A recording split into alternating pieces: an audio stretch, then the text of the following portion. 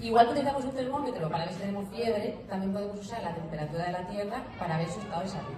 Cuando un ecosistema está estresado por falta de agua, aumenta su temperatura, y eso podemos medirlo desde el espacio, desde sensores a bordo de satélites. Hay un montón de satélites dando vueltas alrededor de la Tierra. La tecnología que utilizamos para medir las características físico-químicas de una superficie desde la distancia, sin tocarla, se llama teledetección. Lo que hacemos con la teledetección es medir la energía solar reflejada por las superficies, la reflectancia, o la emitida por las superficies, que es la temperatura, como la nuestra. La fotografía, por ejemplo, es una forma de teledetección. Cuando un haz de luz choca contra una superficie, parte de esa luz se absorbe y se refleja en forma de calor, parte se transmite y parte se refleja. Aquí me he equivocado. El porcentaje de luz reflejado respecto al total se llama albedo. El albedo de la nieve, por ejemplo, es mucho mayor que el de superficies oscuras. La teledetección surgió en los años 60 más o menos. Al principio había muy pocos satélites y los datos además eran restringidos. Ahora hay un montón de satélites y muchas de las imágenes son libres. Y por ejemplo, la teledetección se utiliza en ecología, en meteorología, en agricultura. Los datos per se pueden no servir para nada porque necesitamos analizarlos y procesarlos muchas veces con técnicas muy complejas para sacar información útil. Por ejemplo, sobre cómo gestionar un embalse o sobre cómo programar un riego. La luz es una onda, es como una ola. Entonces se puede caracterizar por su frecuencia y su longitud. Hay partes de esas olas que vemos, que es el espectro visible, y partes que no vemos, pero que sí podemos medir. Por ejemplo, la radio o los rayos X. Nosotras utilizamos mucho el infrarrojo cercano y el visible para ver cómo está la vegetación, para ver si está sana o no, el térmico para ver si está estresada, las microondas para ver la humedad del suelo, el LIDAR para ver la geometría.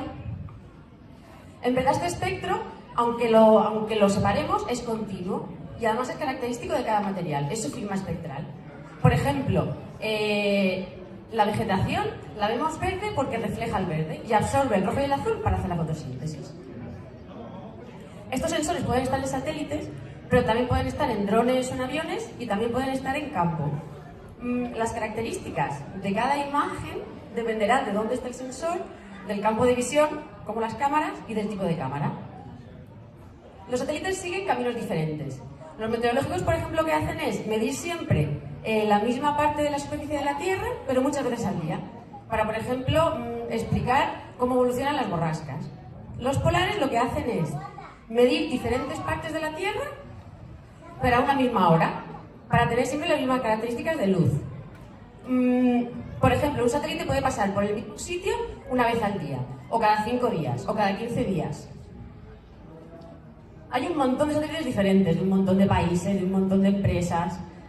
Estos son meteorológicos, estos son de recursos, este es indio, por ejemplo, este es gravitatorio, y todos los demás son radares.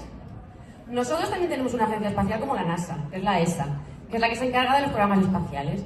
Y tiene misiones muy chulas, como por ejemplo la de Biomass, que es la que se encarga de estudiar los bosques, o la de Cryosat, para estudiar el espesor de los polos. Para incendios se utiliza un montón, por ejemplo para ver la pluma de humo, o para ver los puntos calientes, o para ver el área quemada. Con imágenes por satélite podemos ver exactamente el área quemada por el incendio de Málaga, de Sierra Bermeja. También en inundaciones. Aquí, por ejemplo, vemos que después de la lluvia aumenta muchísimo el azul en la ciudad de Orihuela. Y esto es radar, esto es un embalse. Y después de las lluvias también aumenta muchísimo el volumen del embalse. Nosotros lo usamos en ecosistemas mediterráneos, sobre todo en dehesa.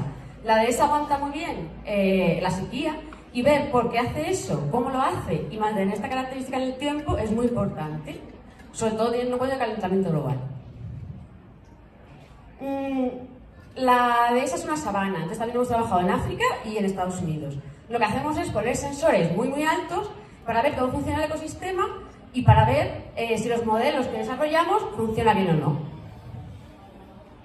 Podemos, por ejemplo, medir la cobertura arbórea, ver si se han muerto muchos árboles o no, ver si hay sequía, ver cómo la sequía influye en la vegetación, ver si hay producción de pasto.